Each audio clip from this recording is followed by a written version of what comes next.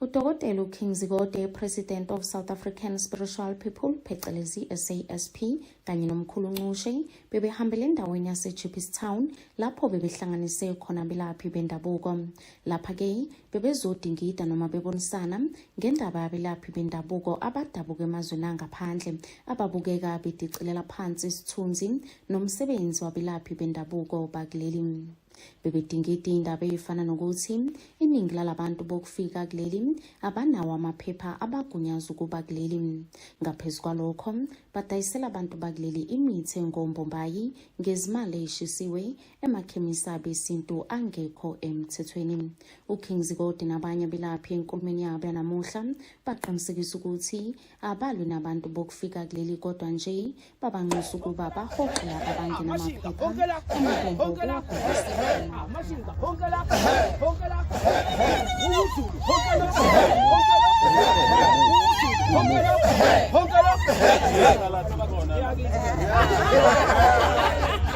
Maninike nasi slogan esihamba ngaso sifuna umnotho ezandleni zomelaphi. Umnotho siufuna kuphi? Ezandleni. Kodwa umnotho siufuna kuphi?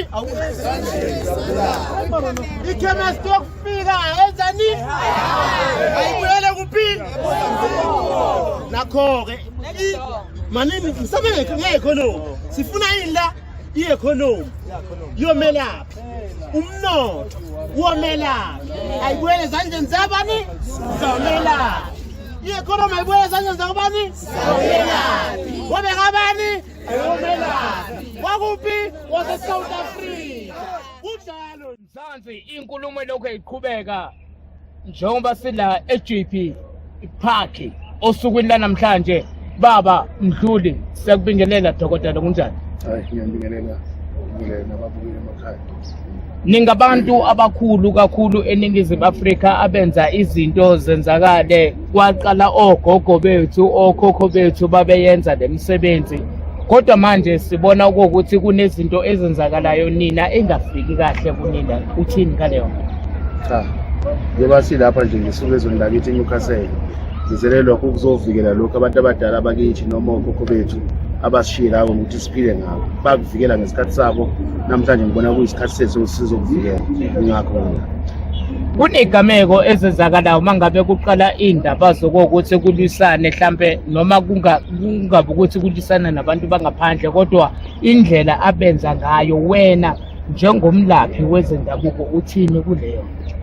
One, angikwazi ukuyixoxa kakhulu mina njengoDr Mdluli indaba yomuntu ohamba olapha eSouth Africa.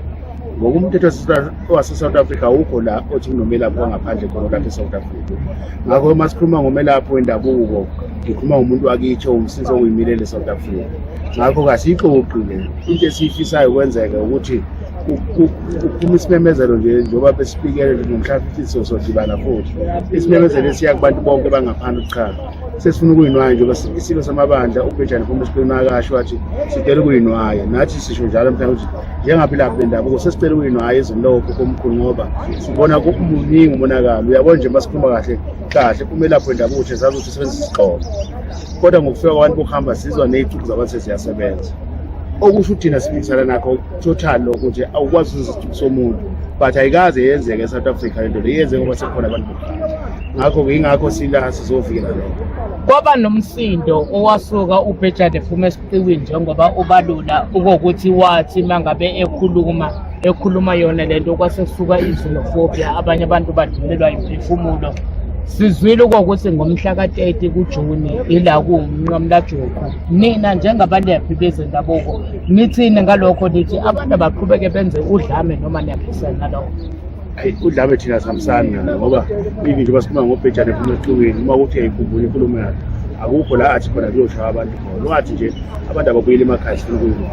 Kwaba abantu kwabayizelele ezigebengu ezayicashe ngakho ukuthi sicashe ngezilomuntu omdala abasebenza ngendlela yabo. Namanje njoba sizwa ukuthi umhla ka-30 ukhona uzomele bahambe. Silindele ukuthi thina njoba kumenyezeliwe bazothatha imithwalo bahambe kodwa silindelanga ukubona umuntu omnyama elimaza umuntu omnyama. Kodwa sithi umuntu abuyele ekhaya kubo ayohlala ekhaya kuba kodwa idlozi lakubo.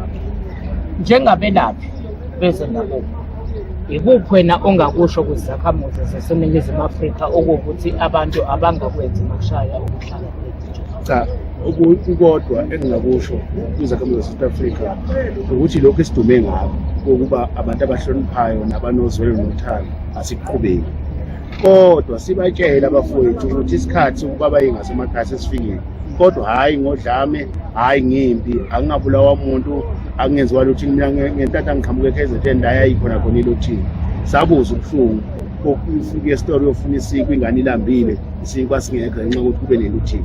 Ngakho-ke siyafisa ukuthi izakhamuzi zase-South Africa ziyekelele uhulumeni enze ngendlela, ziyekelele abafowethu abalida lezi zinto zokuthi abantu bokuhamba bahambe benze ngendlela efanele, kodwa kungabi nampi, kungabi nakhona igazi elichithekayo. Elokuphetha kwena ungathini kwizakhamuzi zaseNingizimu Afrika njengoba manje kusuka kuyiwa kuma-elections yonke leyo nto, ziningi izinto esibhekene nazo, ungathini kubani? Ngintata-ke ngumuntu okholelwa kakhulu into yama-election.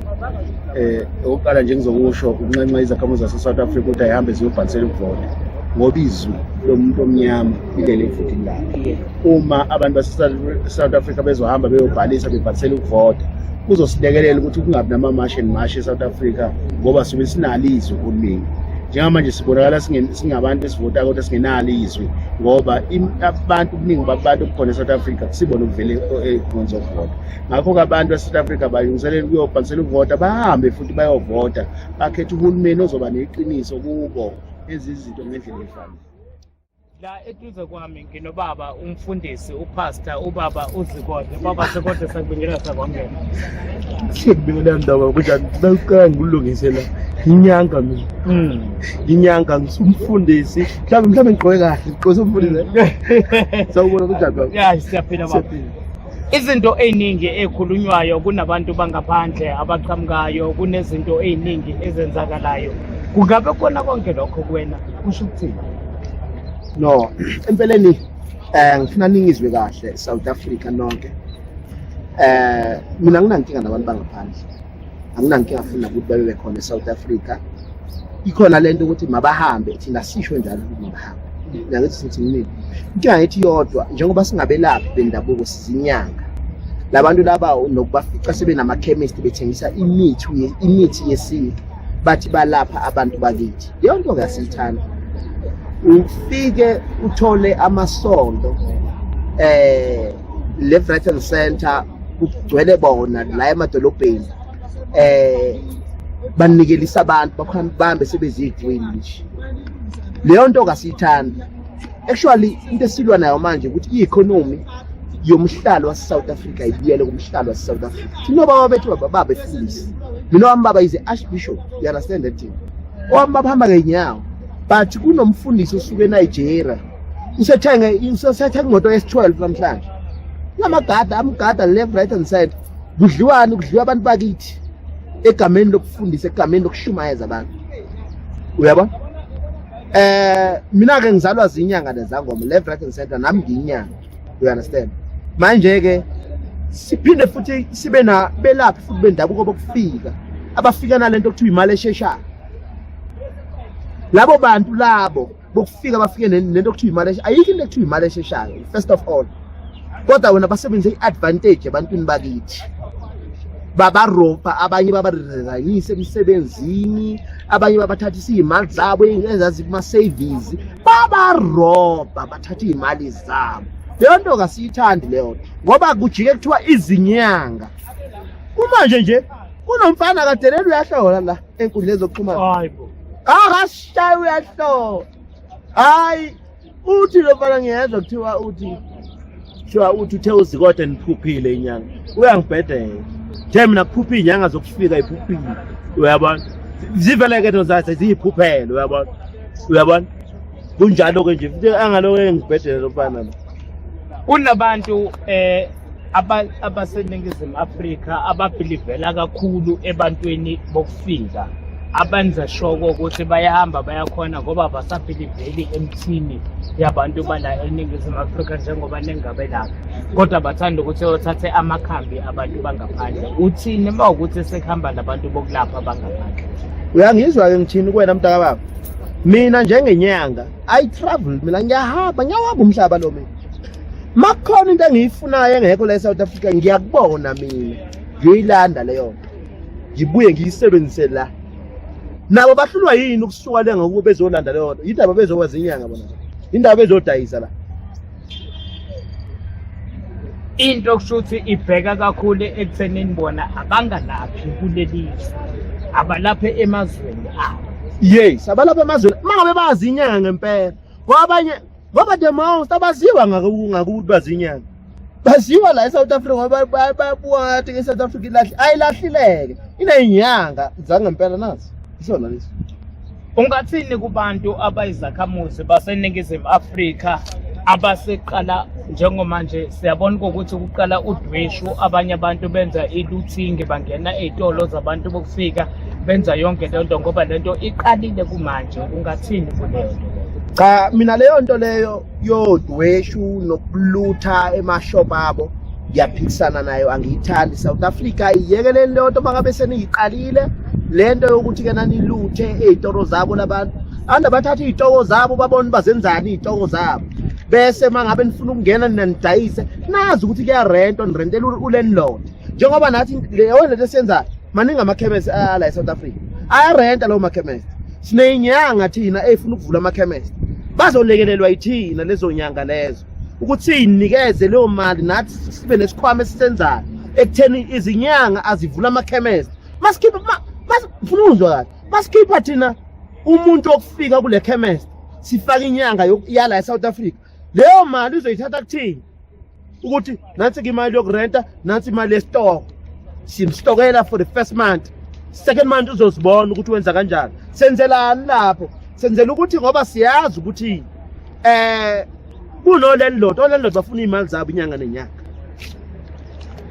Baba Zikode nabo abantu basibhekile njengamanje emakhaya ngamakhaya abantu abafuna ukuthi bahlangane nawe nomsebenzi wakho ukuchaza nje sesophetha ungathini? Mina I'm a king. All over South Africa they know me. I'm a traditional leader and the best traditional leader that you've ever seen in your life. Okay? I'm a traditional leader and I know my job, Baba. I know what I'm doing. If you need me, I'm here around Joburg. They number 1 Elof Street 071 969 2549. That's my number. You understand? In numbers, tell us CP 071 969 2549. Asibonge kakhulu sikhuluma nobaba uZikode udokotela njengamanje njengoba ubona ukuthi kwenzakala la eGP Park eGauteng eJohannesburg uSmeva lo wakamabaso sizoqhubeka sikhulume nabanye abalaphi bezendabuko. Siyabonga. Namhlanje lukhulu kakhulu abantu eNingizimu Afrika umuntu wesimame wena oqala ngiqala ukuthi ngikhulume nawe ungathini ngalento enzeka la namhlanje? Into enzeka lana namhlanje ngijabulele ngoba nami ngikhonile ukuthi ngisuke ezweni laseSekhunda ngizofika la ikhuluma ijulile inkulumo ekhulunywa lana namhlanje inkulumo yabelaphi yabathandazi kanye nokulwisana nobugebengu ngoba kahle kahle silwisana nobugebengu. Uphatha amasukesi yabona njengoba ngikhuluma nawe ngendaba zesukesi usisiwami ungomunye owalutheka naye wathathwa umuntu wangaphandle wamtshela ukuthi imali izolokhu ingena endlini ngamabhakede umuntu wangaphandle. Ungathini kosisi abafana nje siyazi ukuthi abantu besimame bayithanda imali ungathini kubantu abakanjalo? Ayikho imali esheshayo, ayikho imali eza ngemabhakede, ayikho imali eza ngama-suitcase, ayikho imali engena ebankini engena phansi kombhede, ayikho leyo nto leyo.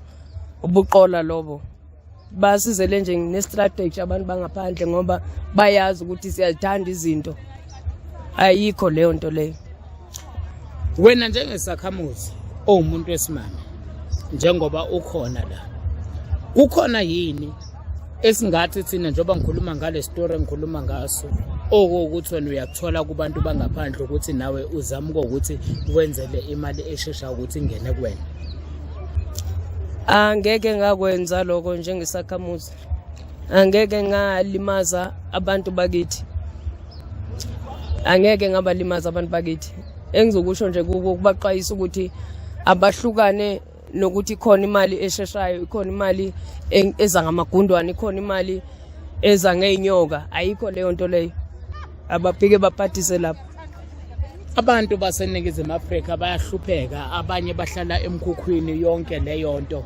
Iyiphi imessage ongayideliver kuhulumeni njengomlaphi ukuthi cha kumele abantu bakithi baqaphele, abanye bahlala emkhukhwini kodwa bayakhona ukuthi bahambe inyanga kodwa basizakala. Kumele baqapheleni abantu ukuthi mangabe behamba umuntu olaphayo abasiza. Abantu bakithi kudala sikhuluma even kuma Facebook ukuthi ayikho imali esheshayo. Inkani yabo engakusho ngoba baqolela ukuthi bathathe even le grant imali bahambe baye kubantu bangaphandle ngoba sobe beluthekile. Ngisola ke ukuthi kunezinto abaye babaphuphuthe ngazo ukuthi bagcine imiqondo yabo ifocus ekuthini ikhona imali esheshayo kodwa ayikho. Engizokusho nje ukuthi abagcwile ekuthini imali mabeyithola leyo madlana encane abakhe banakekele impilo zabo bazama ukuphahlela amadlozi wabo. Akekho umuntu ongenadlozi ngisasho namanje noba ungangafaka ubuhlalo noma ungangayi kuyothwasa akekho umuntu ongenalo idlozi lakhe elamlethe emhlabeni lizokhona ukumvikela nanoma kusiphi isimo sobebhekene naso noNkulunkulu amethembe njalo. Akekho umuntu ohlupheka, akekho umuntu odalela ukuhlupheka, ayikho intandane engenayo ubani. Singene la kwezokulapha nje sesophetha kancane manje osukwini. Umuhle umuntu oyiphethe kahle siyakubona nje nangendlela ongakhona. Umuntu osathwasa osafuna ukuthi angene esikhundleni lesi sokuthi abe umakhosi, yini ongayitshelana ukubekezela edlozini? Edlozini kuyabekezelwa nokulalela kodwa ke engizokusho komakhosi uma usube uyile kulelo khaya lelo la uyokhula khona usubuthunywe ithonga lakho ugobela kumele elalele lento eshuwo nguwe mntwana oze la ekhaya ukuthi ithonga lakho lithini, kungabi yimgobelo ozothi la ekhaya kwenziwa kanje. Injalo leyo nto Mzansi Ningizimu Afrika ngiphinde ngikubingelele la ukona ezintabeni ezahlukahlukene. Le into uDikida Film Production la eduze kwami nginesizulu eliphezulu njengoba uzwa. Baba sakubengela sakwamkela. Baba niyaphila? Siyaphila. Ake ngithokoze mfowethu. Mkhulu kakhulu umsebenzi owenzakalayo osukwini la namhlanje. Kungabe kahle lento eyenzakala namhlanje isho ukuthini? Lento futhi isitshela ukuthi thina njengabalaphi bendabuko sifuna sigcine si-recognize thina ngoba phela abantu noma ubukhosi bethu ngathi buye busikhohle. Njengamanje la sizama ukulungisa izwe ukuthi umhlaba ngempela nokunona kwawo okubhilonga ngakuthina kubuyele kuthina ndaba ezethu.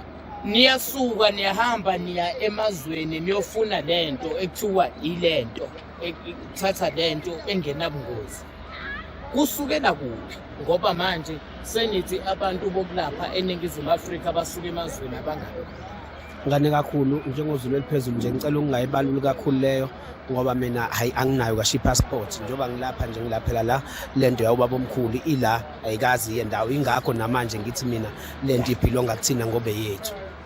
Sibona kusuka umsindo endaweni eziningi ezahlukahlukene, abantu bayalwa sebelisana nabantu bangaphandle ama-foreigner ukuthi akhona la eNingizimu Afrika. Upresident uCyril Ramaphosa akakhoni ukuthi ayingenelele leyo nto. Nina njengabelaphi bendabuko nithi? Njengabelaphi bendabuko mina mfowethu ebengingakubeka bengathi okubalekile la ikona nje mfowethu ukuthi benze into ethiwa la ayenziwe ngoba kahle inkani yako omunye umuzi ngicabanga ukuthi ayingeni komunye umuzi njengoba nathi singakaze siye ngakhona siyobanga ichaos kuze kuphoqa ukuthi sisuswe naba bayibona into mayingasadingakala. Ngicabanga ukuthi nasendlini nje noma kwakho uma ngabe usutha ngiduma amaphela ayayibonela sekufanele ahamba. Nina njengabelaphi bendabuko nivumele kanjani lento ukuthi ize igcina ingena kuleli sigaba lesi esikusona njengamanje ngoba lento kudala yaqala? Engicabangayo nje mfowethu bazozwa abafowethu angifunike kahle mangikhuluma ngincetheze inkulumo yami yaqona. Ngicabanga ukuthi nalabo futhi abaphumile baya ngaphandle bayolanda lezi zinto ibona abathembe belanda lento base balanda nabo ngoba bafuma ngakutshela iqiniso. Uma ungabe ufike enkukwini ufike uyishiyela umgqakazo ushiye okolivuliwe amathuba ukuthi zikulandele maningi ngoba umgqakazo usuke kwesakhe isandla. Ngicabanga ukuthi ibona basuke bayale base bakhanda labantu ukuthi babalandele ngoba ibona baqale bayobalanda. So njengamanje nje bakuphithizela bezama ukuxoshwa. Ngicabanga ukuthi benza into enhle kakhulu ngoba ibona futhi ababalandeli. Mkhulu abantu bayakubheka bayakwazi abanye abangakwazi bakuthola kanjani kahle kahle mina mfuthu ngitholakala lapha endaweni yase-Embo ngizalelwa khona futhi ngofela khona ePinetown nenkani ke futhi ngiyidaza khona ngase-Embo nje ePinetown. Kwaze kwanyakaza eMzansi eNingizimu Afrika njengoba ubona isiphithiphithi eGP eJohannesburg bathi kwanyama kayipheli kuphela amazinyo endoda ngapha eceleni ngephethe uMazwane uMangethe sanibona. Thokoza mkhulu. Yebo siyaphila. Usuku lanamhlanje kube usuku olukhulu kakhulu. Ngicela ukuqala ubingelela abalaleli ababukeli. Thokozani bogogo nabomkhulu. Ugogo Mthobanhliziyo ngokwesibongo ngwakazwane insizwa kaNkutha lena.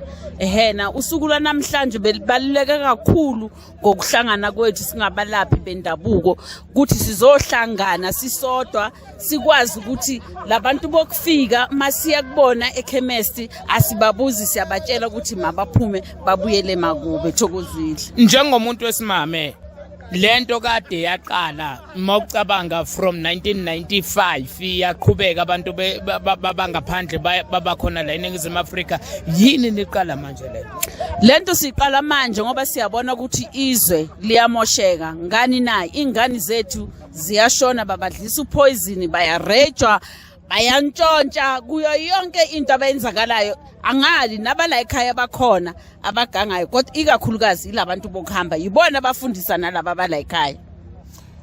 Kungenzeka yini ukuthi ugovernment waseNingizimu Afrika hlasimpe lento uphuzile ukuthi ayibheke ukuthi ngabe yenzakala kanjani ngikubingelele kwamkele.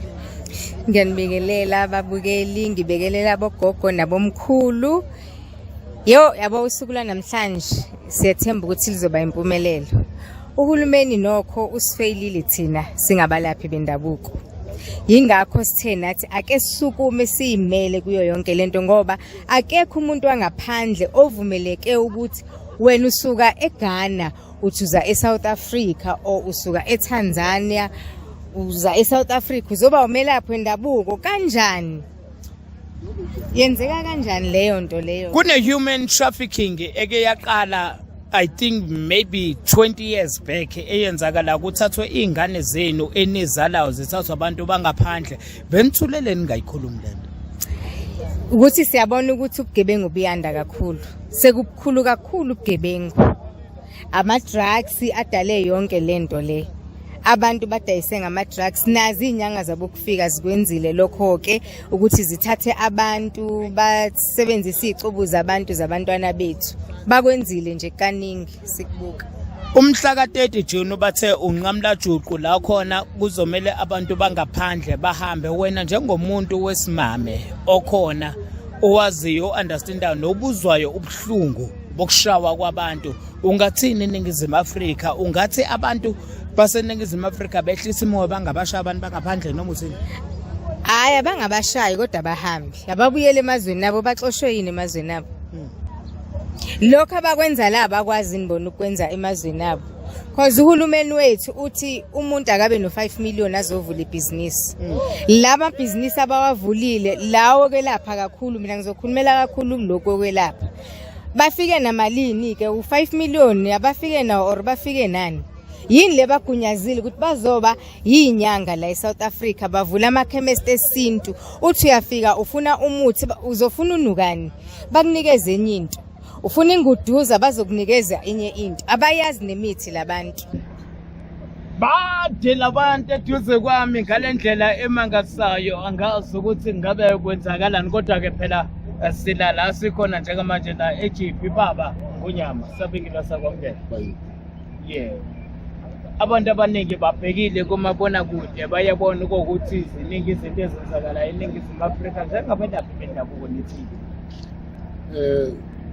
sisuka ku-United Kingdom of South Africa because i-organization emele amakhosi eSouth Africa yonke sizosapota-ke abalaphi bendabuko njengoba sazi sonke ukuthi abalaphi bendabuko abantu aba-very very close emakhosini so as much as yibo abaprotect amakhosi abavikela amakhosi nabaprofesayizayo for amakhosi ingakho sibonile ukuthi masibe khona sizobamela nabo ukuze umsebenzi wabo ungafi ngoba ufaka umsebenzi wabo kulimala nathi thina amakhosi futhi njengamakhosi ekwinina eniphethe kahle kahle umhlaba nendawo eziningi ezibalulekile. Nizothini mangabe kuthiwa njengoba sibona kuvela kuma social media ukuthi nge-30 kaJuni abahamba abantu bofika, nizothini mangabe kuphinde futhi kuqala phansi indaba zelokhunjana zizokuthwa kweyitolo yonke leyo? Ey'godini zethu siyazama ukukhulumisana nesizwe esisibolayo nama-organization amanye njengabophakela i-March to March, siyazama ukuxhumana nabo ukuthi kuhlalweni phansi kube nendlela elula ezoholi. Yebo kuyiqiniso, uma ukhumbula kahle sibuyela emuva, uma usuka kwesinye isigodi uya kwesinye isigodi bekumele induna yakho ikunikeze ibhalele incwadi ozofika nayo enkosini ukuthi inkosi ikwazi ukukumukela kuleyo ndawo uhlale kahle ngesikhathi esithize. But now kuyahlukumeza nathi ukuthi basezweni lethu kodwa izincwadi abanazo. Thina asivumi ukuthi abantu kuchitheke igazi labantu bethu, kodwa sikucelayo ngokuhulumeni sibizi manje sibhalela ama-ambasada sesiwabhalile izincwadi, amanye awakarespondi ukuthi sizame ukuthi sikhulumisane nabo ukuthi mabathathe abantu babo peaceful ukuze izwe lethu likwazi ukuthi libuyele komkhulu. Eceleni kwami nginobaba la, baba sakhongilaza kwamkela. Undaba ezitha umlaleli lana uma eMpumalanga, ngisuke eMpumalanga ngipresenta iUKOSA. Njengoba ngilana nami ngize ngiphakamela yona indaba ngoba ngiyezwa abalaphi bendabuko bayahlukumezeka kakhulu, nabo bahlukumezwa ama-foreigner kumabhizinisi wabo kakhulukazi. Ama-foreigner sewakwazi ukuthengisela ama-South Africans imithi, and which is something engekho right. Njengoba sibonile naku-TikTok kube khona umuntu waseGhana othengisela umuntu umuthi la eSouth Africa wamgulisa. Kusho ukuthi labantu abawazi umuthi kodwa banikeziwe ugunya lokuthi bangathengisa imithi eSouth Africa. So sithi singamakhosi njengoba sinesizuma la sizolwela izinto ezinjengalezo ukuthi izinto azihanjiswe ngomthetho, ngoba i-constitution ngendlela ebabekwe ngayo ama-traditional leaders awanikezwanga ukuthi akwazi ukuthi nawo azikhulumele, kodwa bawabekele umthetho bona ophuma kubo as a government. But lowo mthetho awubasiza abalaphi bendabuko. So sithi simakhosi masingenelele sitshengise ukuthi le ndlela ababasebenzisa ngayo ayikho right futhi inengcindezi. Kuloko abakushoyo ukuthi ngeyi-15 bazongenelela ama-chemist la, siyabachasa kakhulu futhi siyabasapota kule nto leyo ukuthi mabawangenelele avalwe ama-chemist wabantu bangaphandle, ngoba sizolimalelwa abantu futhi especially njengoba sinale nkinga le yokuthi mabahambe babuyele ekhaya. Bazoba ney'ndlela zokuthi manje basebenzise yona le mithi ukuthi basilimazele isizwe sethu sase-South Africa. Endimeni yamakhosi, esandleni samakhosi, nina njengamakhosi, ikuphi enizoqikelela ukuthi nikubheke ukuthi akwenzeki njengesikhathi sakudala? Ngiyakhumbula uKing Zwelithini kaZulu ekhuluma ngendaba zabantu bokufika kwaze kwagcina kusuka udlame lesinofobia ukuthi bayaxoshwa labantu kwaze kwalimala abantu kwaphuma iphefumulo. Nina njengamakhosi ikuphi enizoqikelela? Thina njengamakhosi siqinisekile njengoba beyisasho ingwenyama ukuthi ey'godweni zethu siyazama ukuthi siba-educate even nakuma-communities esiphuma kuwo, siba-educate ukuthi le akube yi-peaceful march ayingafani nale eyenzeka ngabo-2012 lezinofobia ukuthi igcine kulimazwa abantu. Njengoba ishile ingwenyama futhi si-engagile nama-ambassadors walama-country, and sabuye sa-engage futhi nabaphathi futhi be-march ukuthi sibacele and sicele kakhulu ukuthi especially abantu abaphuma eSwaziland nabantu abaphuma eLesotho, those people kade siphila nabo, and those people kade siphila nabo without any problems eSouth Africa. And ukuze futhi babe away from South Africa kwaba izinto lezi zale mingcele ukuthi abelungu nasebaqala basithathela lo mhlaba wethu, baqala benza lamabhoda wabo, bafaka amabhoda bathi lese kuyi-South Africa lese kuyi-Swaziland. Thina singamakhosi asikholelwa kakhulu kumabhoda futhi siyazi ukuthi isizwe sisukaphi. So ngakho ngendlela esibambisene ngayo abantu esibaziyo ukuthi babhilonga la eSouth Africa, besithi siyabacelela ukuthi mabanakekelwe njengama-South African, especially abantu base-Swaziland nabantu base-Lesotho. Sesiphetha sibonile ukuthi ey'nsukwini bekunabantu base-DRC Congo besuka behamba beya emazweni abo bebuyela back, abanye sibabonile baze bakhala nokhala inyembezi. Nina njengamakhosi ukuhamba kwabo kungabe niyakhalela noma mhlambe nithi cha kube isu eli-right? Kona singasho ukuthi isu eli-right but alenzekanga ngendlela e-right ngoba into eyenzakalayo inasibheke i-Afrika yonke manje. I-Afrika iseyinenkinga yokuthi sekuhlangahlangene abantu basuka from emakhantrini wabo baya kwamanye amakhantri, and when mabafika kulawo makhantri bayenza bakhoza i-corruption. So ngibona kukuhle ukuthi vele kungacalela ukuthi wonke umuntu abuyele ekhaya, and then abantu babuye kahle sebanamaphepha and babuye futhi ngokomthetho, ngoba okwamanje sebahlangene kwabona laba baseGhana bakhona abantu abeze ngokomthetho bese abanye futhi babo abezanga ngokomthetho. So kuhle ukuthi bajike bonke bese bazokwazi ukuthi nase babuye kahle sebanamapermits namaphepha. Engakasho ukuthi uMabaso lo. Mabaso. Yeah. Kanula Mabaso. Usigazi wami wesibili. Awusibani. Hawu Nkosi yami, ngiyabonga Sibasho ukuthi ngizomba lento. Umhlangano noma inkulumo inkulu kakhulu namhlanje kukhulunywa ngeindaba ezisuka ngaphandle, indaba ekhona la eNingizimu Afrika, ukulapha abanye balapha ngongekho semthethweni la eNingizimu Afrika. Nithini ngale nto? Umsakazi noma Sibani ngiyafuna phela engiyalala kini. Yeah. Njena nje ngiyalala kini lokho ekhaya. Hayi Sibani kusenani. Futhi hayi Sibani lo passport.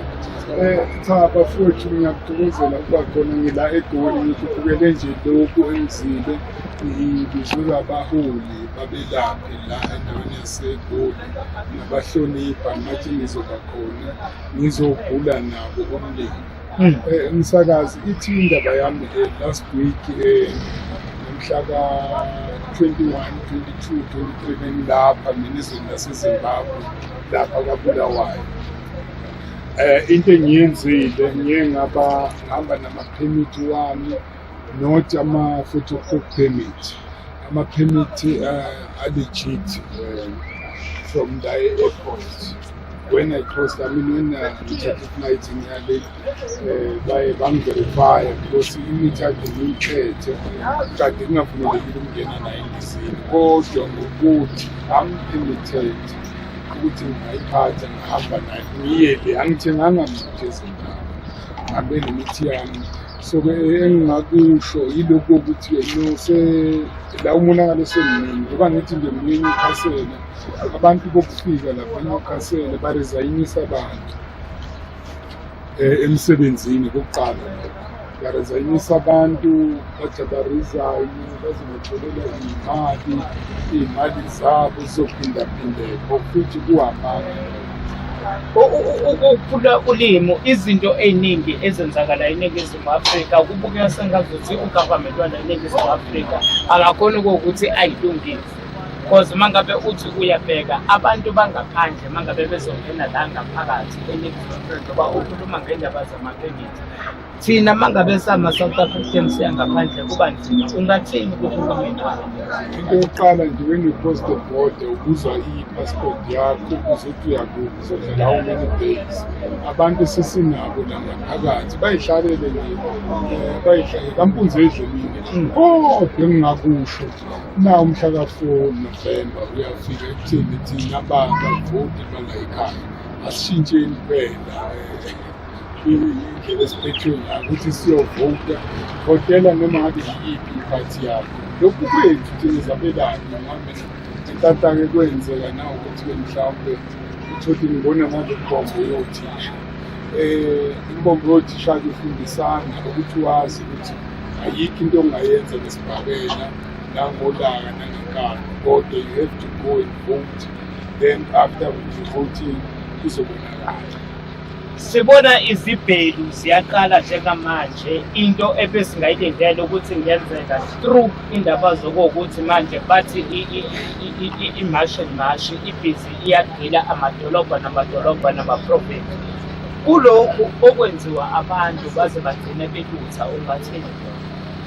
ngeke ngikupromote lokho ukuthi abantu bagcine belutha ngoba ukuba kuzoenda apha futhi kusibuyisela thina emuva. Kodwa ngomhla ka-30 whoever ola ngaphakathi esephelele izinsuku bengizothi mina akabuyele ekhaya kubo, mayebuyele ekhaya kubo abuye ngendlela e-right, igcobe i-passport yakhe aphiwe iy'nsuku azozihlala la ngaphakathi ngoba thina masiphosa amabhoda siya le emakhaya wabo sinikezwe iy'nsuku. Angikhumbule mina nginikezwe 30 days kuba u-3 days to 5 days bese-ke akwenzeki 3 to 5 days.